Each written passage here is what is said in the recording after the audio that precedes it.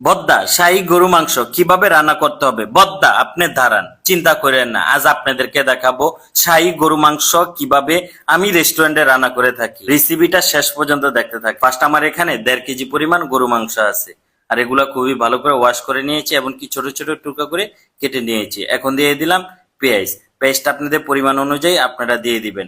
এখন দিয়ে দিলাম 2 টেবিল চামচের মতো আদা রসুন পেস্ট।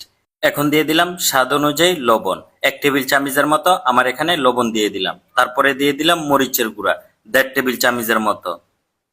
এখন দিয়ে দিব হলুদের গুঁড়া প্রায় 1.5 টেবিল চামচের মতো। হলুদ মরিচটা আপনারা সমান সমান সবসময় দেওয়ার চেষ্টা করবেন, তাহলে মাংসর কালারটা খুবই সুন্দর আসে। এখন দিয়ে দিলাম সয়াবিন তেল, আমার এখানে প্রায় 150 গ্রামের মতো সয়াবিন তেল আমি দিয়েছি এখানে। তারপরে দিয়ে দিলাম শাহি গরম মশলা, শেফ কিচেন বিডি স্পেশাল শাহি গরম মশলা। এই মশলাটা আমাদের নিজস্ব ব্র্যান্ডের, আপনারা চাইলে আমাদের পেজে অর্ডার দিতে পারেন শেফ কিচেন বিডিতে। এই মশলা দিয়ে আপনারা শুধু গরু মাংস না, আপনারা সব ধরনের রান্না করতে পারবেন। 1 কেজি মাংসের জন্য 1 টেবিল চামচ মশলা একবারে পারফেক্ট। তারপরে খুবই ভালো করে মিক্স করে নিব। আমি হাত দিয়ে খুবই ভালো করে মিক্স করে নিচ্ছি এই গরু মাংসটা। আপনারাও খুবই ভালো করে মিক্স করে নিয়ে তারপরে কিন্তু মাংসটা অনেকক্ষণ ধরে কষায় নিবেন। আর চুলা রাসটা হালকা হালকা রেখে এই মাংসটা কিন্তু খুবই ভালো করে কষায় নিতে হবে।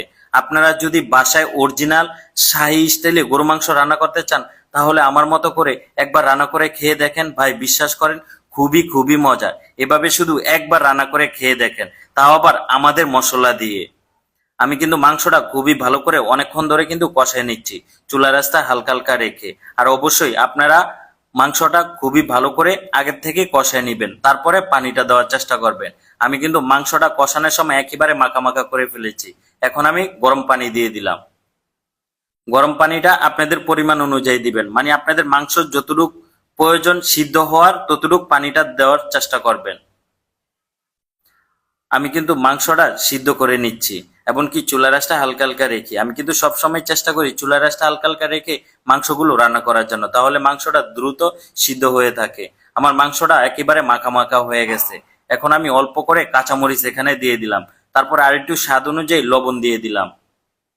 এখন দিয়ে দিলাম অল্প একটু জিরার গুঁড়া। আর এই শাহী গরম মশলাটা ব্যবহার করলে আপনার জিরা ধনিয়া আস্তা মশলা কোনো কিছুই প্রয়োজন হয় না, জাস্ট আমাদের এই মশলাটা দিলেই হবে। আপনি লাস্টে যদি একটু চান জিরার গুঁড়া দিবেন, না দিলেও কোনো সমস্যা নাই।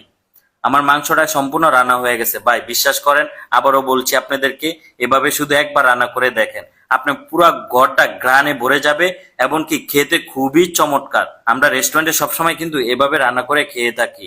এখন থেকে আমাদের মশলা দিয়ে আপনারাও বাসায় খুবই সহজে রান্না করে খেতে পারেন।